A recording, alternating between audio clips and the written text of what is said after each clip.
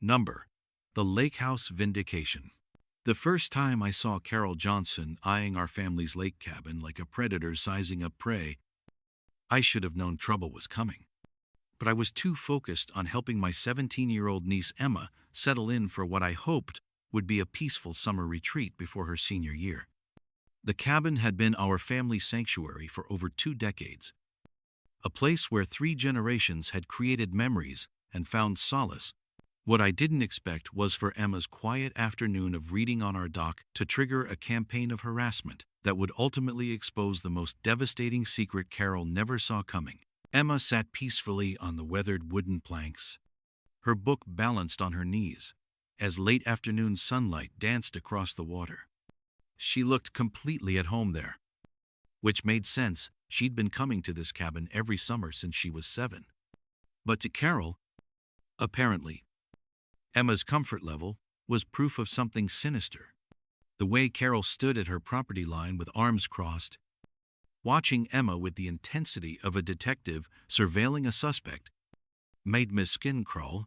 When Carol pulled out her phone and started photographing Emma without permission, I knew we were dealing with someone who viewed our family as threats rather than neighbors.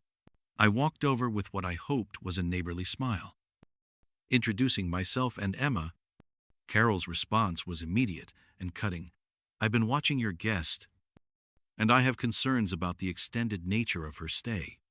The way she emphasized guest made it sound like an accusation, but it was her next comment that revealed the true nature of what we were facing. People who don't really belong somewhere often say interesting things about ownership and belonging. The racial undertones in that statement, combined with her predatory focus on a teenager, told me everything I needed to know about Carol Johnson's character. What Carol didn't know, what she couldn't have known, was that Emma wasn't just emotionally connected to this property. There was a legal reality that would soon turn Carol's entire campaign of harassment into the biggest mistake of her life. Number: Background: A family legacy under attack. The Morrison family cabin at 472 Lakeshore Drive had been our retreat since my mother purchased it in 1998. Mom bought the property during a difficult period in her life, viewing it as an investment in family stability and future generations. Over the years, it became the gathering place for holidays, summer vacations, and family milestones. When Emma came to live with us permanently 2 years ago following her adoption, the cabin naturally became her sanctuary as well. Emma's connection to the property ran deeper than typical family affection.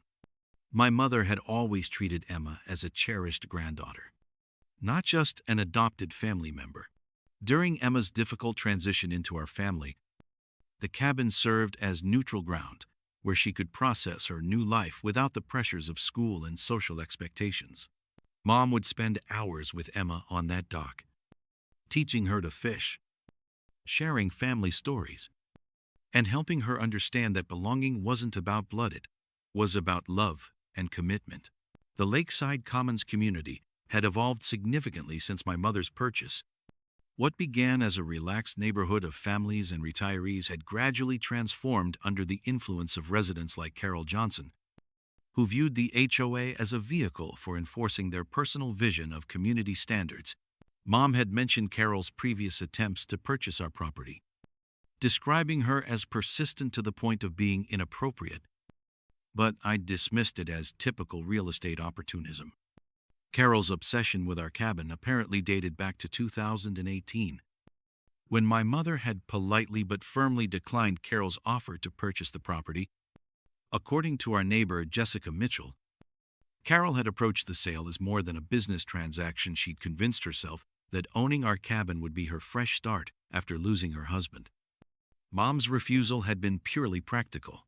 The cabin was integral to our family identity, not a commodity to be sold. But Carol had interpreted the rejection as personal, nursing her resentment for years while waiting for an opportunity to assert control over the property through other means. The HOA rules that Carol now wielded against us had been implemented gradually, often during meetings that most residents didn't attend. Guest occupancy restrictions, variance requirements, and enforcement protocols had been layered onto the community guidelines, with minimal input from actual property owners. Carol's position as HOA president gave her broad authority to interpret and enforce these rules, creating a system where personal vendettas could be disguised as community standards. Emma's presence at the cabin represented everything Carol found threatening about our family. Emma was comfortable in ways that suggested deep familiarity rather than temporary visitation. She knew where everything was kept, understood the quirks of the old plumbing, and moved through the space with the confidence of someone who truly belonged there. To Carol's suspicious mind, this comfort level proved that we were violating guest policies and disrespecting community authority. What made Carol's harassment particularly insidious was her methodical approach. She documented Emma's activities with photographs, compiled detailed logs of our comings and goings, and built a case file that she believed would support formal enforcement action. Her campaign wasn't impulsive, it was calculated, persistent, and designed to make our family's life miserable until we capitulated to her demands. Number escalation. The harassment campaign intensifies. The morning after our initial confrontation, Carol's true nature emerged with frightening clarity. I'd driven into town for supplies, leaving Emma with her book and a glass of lemonade on our dock, the same spot where she'd spent countless peaceful afternoons over the years. What I returned to find was a police car in our driveway, my 17-year-old niece in tears on our front porch, and Carol standing nearby with a folder full of what she claimed was evidence of fraud and trespassing. Officer Davis looked exhausted in the way that comes from dealing with too many unnecessary calls. As I approached, I could hear the tail end of Carol's complaint. This is the 16th time this year I've had to call about suspicious activity in this neighborhood. Officer Davis, I'm telling you, this girl has been impersonating a family member to gain access to this property. The accusation was so outrageous that I initially couldn't process it. Emma, who had been visiting this cabin since childhood, was being accused of fraud for sitting on our own dock. But Carol's conviction was absolute. She produced photographs of Emma that she'd taken without permission, pointing to Emma's familiarity with the property as evidence of deception rather than legitimate family connection. Emma's dignity under pressure impressed even Officer Davis. Despite her tears, she calmly explained her knowledge of the property, the loose board on the dock, the secret hiding spot behind the bookshelf where my mother kept emergency chocolate, the quirks of the old screen door that everyone in our family knew how to handle. Her intimate knowledge of these details, combined with our identification and her school records showing our family address, should have ended the matter immediately. But Carol wasn't finished. As Officer Davis prepared to leave, she pulled out what she claimed was official documentation proving that Emma's presence violated community standards. The papers turned out to be printouts of HOA meeting minutes and her own handwritten notes, hardly the smoking gun she'd promised. When Officer Davis pointed out that photographing a minor without permission was more concerning than anything he'd observed, Carol's desperation became obvious. The incident escalated beyond simple harassment when Carol began involving other community members in her campaign. She sent emails to the entire HOA mailing list, describing our family as problematic residents who consistently flout community standards. She organized informal meetings where she presented her case against us, complete with photographs and timeline documentation that painted Emma's presence as a calculated violation of neighborhood rules. Carol's most egregious action came when she issued an official HOA violation notice, demanding $500 per day in fines for unauthorized long-term guest occupancy. The notice included a threat of formal eviction proceedings if we didn't remedy the violation within 48 hours. The financial threat was devastating. Emma's entire college savings fund would be depleted in less than 2 weeks if Carol's demands were enforced. The psychological impact on Emma was profound. She'd gone from viewing the cabin as her sanctuary to questioning her fundamental right to belong anywhere. "Maybe I should just go home," she said quietly, after reading the violation notice. I don't want to cost our family everything because some crazy woman doesn't like me. The resignation in her voice broke my heart and simultaneously ignited a fury I hadn't felt in years. Carol's surveillance became increasingly intrusive. She positioned herself at her window with binoculars, documenting our activities throughout the day. She walked the property line with her phone, recording videos of Emma that made us feel like prisoners in our own home. When neighbors began approaching us with apologetic expressions, explaining that Carol had concerns about our family, I realized that her campaign was successfully poisoning the community atmosphere. The breaking point came when Carol presented what she claimed was definitive proof of our violation, an updated community covenant that allegedly invalidated all grandfathered exemptions, including one my mother had secured years earlier. Carol's triumphant presentation of this document, complete with official seals and signatures, seemed to close off our last avenue of legal protection. She'd systematically anticipated and countered every argument we might make, leaving us apparently defenseless against her escalating demands. But Carol's thoroughness would prove to be incomplete in the most crucial way possible. Number, preparation, uncovering the truth. Desperation drove me to seek help from Jessica Mitchell, our neighbor who'd hinted at knowing more about Carol's methods than she'd initially revealed. Jessica's cautious demeanor during our first conversation made sense once she explained how Carol had destroyed her own reputation in the community 2 years earlier. As former HOA president, Jessica had experienced Carol's ruthless tactics firsthand when a minor procedural violation became the basis for forcing her resignation. Carol doesn't fight fair, Jessica warned as we sat in her comfortable living room. She's been planning this confrontation with your family for years. When your mother refused to sell to her in 2018, it wasn't just a business transaction to Carol. She convinced herself that buying your cabin was going to be her fresh start after losing her husband. Your mother's refusal felt personal, and Carol has never gotten over it. This context reframed everything I thought I understood about our situation. Carol's harassment wasn't about HOA rules or community standards. It was about a woman who'd turned her grief and disappointment into a years-long campaign of revenge. The methodical nature of her attacks, the detailed documentation, the strategic timing, all of it represented careful planning rather than spontaneous community enforcement. Emma proved crucial to uncovering the truth. As we worked together reviewing my mother's papers, Emma's memories of conversations with my mother provided insights that neither Jessica nor I would have considered. Do you remember when Grandma updated her will right before she died? Emma asked suddenly. She kept talking about making sure everything was properly arranged for my future. What if she meant something more specific than we realized? Jessica leaned forward intently. Emma, when your adoption was finalized, there would have been updates to various legal documents, wills, insurance policies, property deeds. All of those things get revised when a new family member is legally added. She paused, and I could see wheels turning in her mind.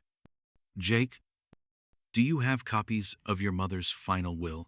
Not just the basic document, but any amendments or codicils she might have added in the last few years of her life? The question hit me like lightning. In all my grief and the chaos of settling my mother's estate, I'd focused on the obvious assets and had never thoroughly examined the detailed legal language of her final bequests. We spent another hour on the phone with the probate court, and when Jessica finally hung up, her hands were visibly shaking. Jake, she said quietly, we need to get down to the courthouse first thing tomorrow morning. According to the clerk I just spoke with, your mother filed an amended will just 6 months before she died, and the amendment specifically addresses the lake house property. She looked between Emma and me with an expression I couldn't quite read. Emma, I think your grandmother may have left this property directly to you. The implications of Jessica's discovery were staggering. If Emma was the legal owner of the cabin, then Carol hadn't just been harassing guests in someone else's house. She'd been threatening and intimidating the actual property owner. Every violation notice, every fine threat, every attempt at eviction would constitute harassment of a landowner rather than enforcement of community standards. Emma stared at us in disbelief. Does this mean I actually belong here? Like legally belong here? The vulnerability in her voice broke my heart and simultaneously filled me with fierce protective pride. My mother's wisdom in recognizing Emma's deep connection to the property and her foresight in protecting that connection legally demonstrated a level of love and planning that took my breath away. We spent the evening developing our strategy. Rather than immediately confronting Carol with the new information, Emma suggested a more devastating approach. What if we let her think she's won? What if we pretend to give up and let her call one of those HOA meetings she loves so much? Then we reveal the truth in front of everyone. Jessica's eyes lit up with appreciation. That's actually brilliant. Emma, Carol's ego won't be able to resist the opportunity to publicly humiliate you. She'll want an audience for her victory. And that gives us the perfect opportunity to turn the tables with maximum impact. Number, climax. The public reckoning. The email I sent to the entire HOA mailing list was a masterpiece of strategic surrender. I acknowledged our violation of community guest policies and requested a formal meeting to address the situation publicly, ensuring that Emma would be leaving the property by the weekend. I made certain to praise Mrs. Johnson's leadership on the matter and emphasize the importance of everyone seeing how these situations are properly resolved. Carol's response was immediate and exactly what we'd hoped for. Within an hour, she'd scheduled an emergency HOA meeting for the following evening to address ongoing community standards violations and ensure all residents understand the importance of compliance. Her satisfaction was practically palpable through the computer screen. The community center was more crowded than I'd expected the night of the meeting. Word had spread about the confrontation, and it seemed like every resident of Lakeside Commons had come out to witness what they expected to be Emma's public censure and departure. Carol stood at the front of the room with a stack of papers and an expression of barely contained triumph, wearing what looked like her most formal business suit, as if she were delivering a keynote address rather than bullying a teenager. Good evening, everyone. Carol began, her voice carrying the tone of someone who believed she was about to deliver justice. Tonight, we're here to address a serious violation of our community standards and to demonstrate the importance of accountability in maintaining the character and value of our neighborhood. She gestured toward Emma and me as if we were defendants awaiting sentencing. The room was silent, and I could feel dozens of eyes on us most curious, some sympathetic, but many clearly expecting to see justice served. Carol had orchestrated this moment perfectly. Or so she thought. I stood up slowly, playing my role as the defeated property owner perfectly. Mrs. Johnson, members of the community, I want to thank you for giving us this opportunity to address this situation publicly. There has indeed been a serious misunderstanding about Emma's status and her right to stay at our family's property. I paused, letting the anticipation build in the room. Before we discuss compliance with guest policies, though, I think it's important for everyone to understand exactly who Emma is and what her relationship to this property actually involves. Carol nodded approvingly, clearly expecting me to confirm everything she'd been saying about unauthorized guests and violations. Instead, I gestured for Jessica to join me at the front of the room. I'd like Jessica Mitchell, former HOA president and current legal advisor, to explain the actual legal status of this situation. I announced. Jessica approached with a folder full of documents, and I could see Carol's confident expression beginning to waver slightly. Good evening, everyone. What I'm about to share with you may come as a surprise, but it's important that this community understands the full legal context of Mrs. Johnson's accusations. She opened the folder and held up the property transfer documents. Emma Morrison isn't a guest at 472 Lakeshore Drive, Ive. According to county property records and the last will and testament of Margaret Morrison, Emma is the legal owner of that property. The room erupted in surprised murmurs, and I watched Carol's face cycle rapidly through confusion, disbelief, and growing horror as the implications hit her. "That's impossible," Carol shouted, her composure finally cracking. "I checked the property records. The house belongs to Jake Morrison. This girl is just some long-term guest who's been manipulating the family." But Jessica was ready for this response. She handed out copies of the relevant documents to several neighbors in the front row, letting them examine the official seals and signatures for themselves. "Mrs. Johnson," Jessica said calmly, "you checked the wrong records. The property was transferred to Emma through inheritance 18 months ago. Every complaint you filed, every violation notice you've issued, every threat you've made has been directed at the actual legal owner of the property you've been claiming to protect." The room fell completely silent as the full magnitude of Carol's mistake became clear to everyone present. But Carol wasn't finished. She stood up slowly, her face red with rage and embarrassment, and pulled out what appeared to be her own legal documents. "These so-called ownership papers are obviously forgeries," she said, her voice shaking with desperate fury. "This is exactly the kind of fraud I've been trying to expose." She held up what looked like an official file folder. "These documents will show that this alleged inheritance is nothing but a carefully constructed lie designed to deceive this community." The room held its breath as Carol prepared to play what she clearly believed was her trump card. But when she opened the folder with trembling hands, what emerged wasn't the devastating evidence she'd promised, but rather a collection of printed emails, HOA meeting minutes, and handwritten notes. The contrast between Jessica's official county documents with raised seals and Carol's makeshift collection of papers was immediately obvious to everyone in the room. "These emails," Carol said, her voice growing more desperate, "show a clear pattern of deception, and these meeting notes document inconsistencies in their story."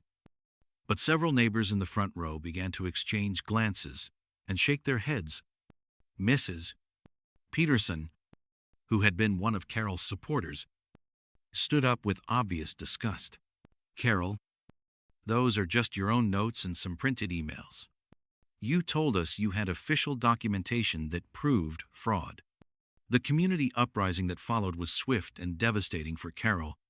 Within minutes, neighbors who had been silent during weeks of harassment were suddenly vocal in their outrage. "Carol, you made us all complicit in bullying a child," called out Mr. Harris from the middle of the room. "You told us there was a legitimate legal issue here." Jessica stepped forward with the final piece of business that would seal Carol's fate completely. "Mrs. Johnson, given the documented harassment, false accusations, and abuse of HOA authority that have occurred over the past several weeks, Emma and her family will be pursuing legal remedies for the emotional distress and financial threats that have been imposed on them." The meeting ended with a motion to immediately remove Carol from her position as HOA president, which passed by an overwhelming margin of 23-1. With only Carol voting against her own removal, Emma was invited to address the community as the wronged party. And what she said surprised everyone, including me. "I don't want anyone to think this was about revenge or making Mrs. Johnson pay for what she did. This was about the right to belong somewhere, the right to call a place home without having to constantly justify your existence there." Her words were met with sustained applause, and I realized that Emma had not only won this battle, but had emerged from it as a leader and advocate for others who might face similar challenges. Number. Resolution, justice, and redemption. 6 months later, Emma opened an envelope that contained a settlement check for $25. and a brief legal notice. The document read, "Case dismissed. Settlement payment for harassment and property disputes. Carol Johnson versus Emma Morrison. All claims withdrawn, but what caught our attention was a handwritten note paperclipped to the back splens, written in what I recognized as Carol's careful handwriting. Emma read it first, and I watched her face cycle through surprise, sadness, and something that might have been forgiveness. The note was brief but seemed to represent a fundamental shift in Carol's understanding of what had happened between them. Emma, I owe you an apology that I should have offered months ago. I spent so long being angry about your family's house that I forgot it was never really about the house at all. I was angry about getting old, about being alone, about feeling like the world was changing in ways I couldn't control. You became a target for all of that anger, and that was inexcusable. You handled this situation with more grace and maturity than I did. And I hope someday you can forgive a foolish old woman who forgot how to be kind. The settlement money should help with college. Sincerely, Carol Johnson. Emma folded the letter carefully and looked out toward the lake where this whole ordeal had begun. Do you think she means it? Emma asked. And I could hear both hope and weariness in her voice. I think she's finally had to confront what she actually did and who she actually hurt. I replied. Whether that leads to real change in her life is something only she can determine. We'd heard through Jessica that Carol had sold her house and moved to be closer to her sister in another state. The atmosphere around the lake had become noticeably more relaxed and welcoming since Carol's departure, and Jessica's leadership as the new HOA president had focused on building community rather than enforcing arbitrary rules. Emma had spent the intervening months transforming from an uncertain teenager into a confident young woman who understood her own worth and her right to occupy space in the world without apology. The settlement money would indeed help with college. But more importantly, the experience had taught her that belonging isn't something that can be granted or taken away by others. It's something you claim for yourself and defend when necessary. On our last evening of the summer, Emma and I sat on the dock where this whole adventure had begun, watching the sunset paint the water in shades of gold and pink. Uncle Jake, Emma said quietly, do you think Grandma knew this would happen when she left me the house? Do you think she knew I'd have to fight for it? I considered the question carefully, thinking about my mother's wisdom and her understanding of both Emma's character and the challenges she might face.